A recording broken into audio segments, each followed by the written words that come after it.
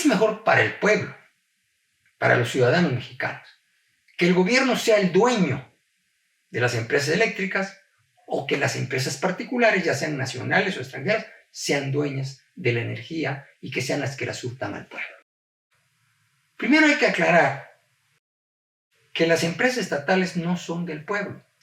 Es la primera confusión, o que mucha gente siente que el gobierno sea dueño de una empresa es de todos. Eso es un mito, una mentira. Los dueños de una empresa estatal son los gobernantes en turno, porque son los que deciden si se transporta la energía eléctrica por un ducto en un determinado lugar, si se importa, si se dejan que empresas privadas entren, a dónde se va a poner electricidad primero, en un pueblo o en otro pueblo. O sea, quien decide lo que se hace con una cosa es su dueño.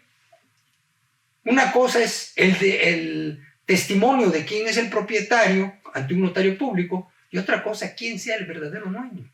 El dueño de algo es lo que se dice en latín, el que tiene el jus forendi, el jus utendi y el jus abutendi.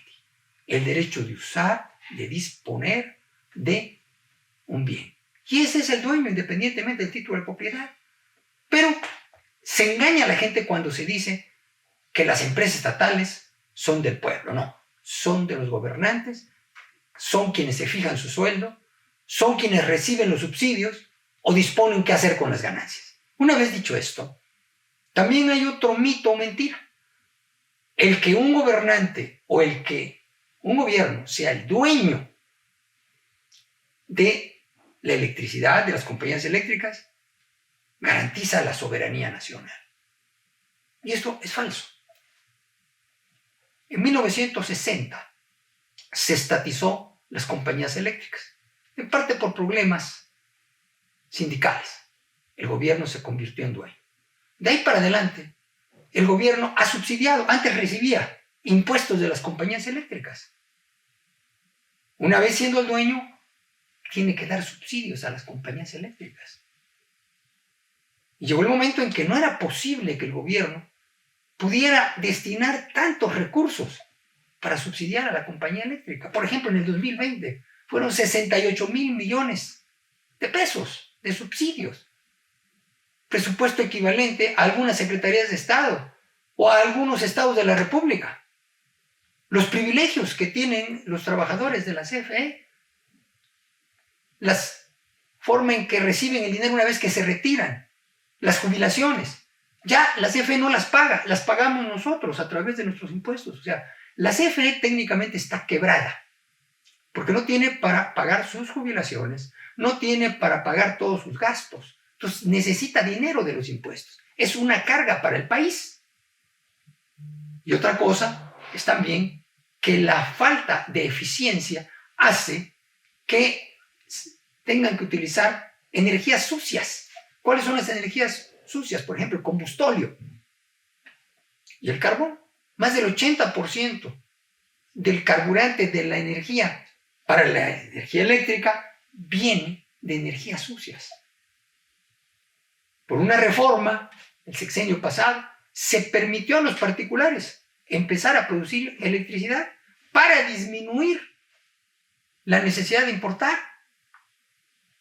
Pero ahora se dice que hay que volver a darle la rectoría del Estado, la soberanía nacional, volviendo a un monopolio estatal que ya fracasó el siglo pasado en México. Entonces, ¿qué tenemos? Que en la reforma eléctrica no hay nada nuevo. Es un regreso a un estatismo, a un monopolio estatal que ya fracasó.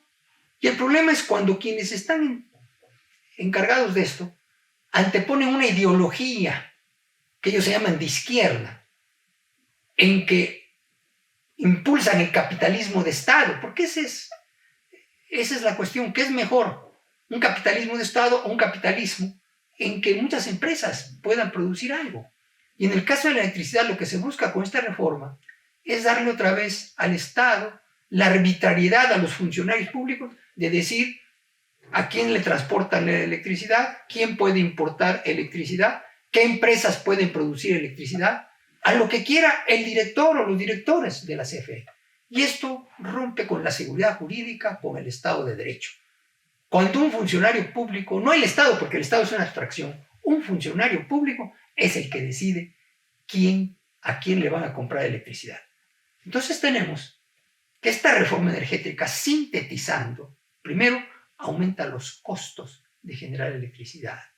Segundo, aumenta la contaminación. Tercero, aumenta la necesidad de importar más electricidad. Y cuarto, va a generar una escasez de energía en poco tiempo. Consideramos que esta reforma energética es negativa. Es una forma de regresar a un pasado que no funciona ni en México ni en ninguna otra parte.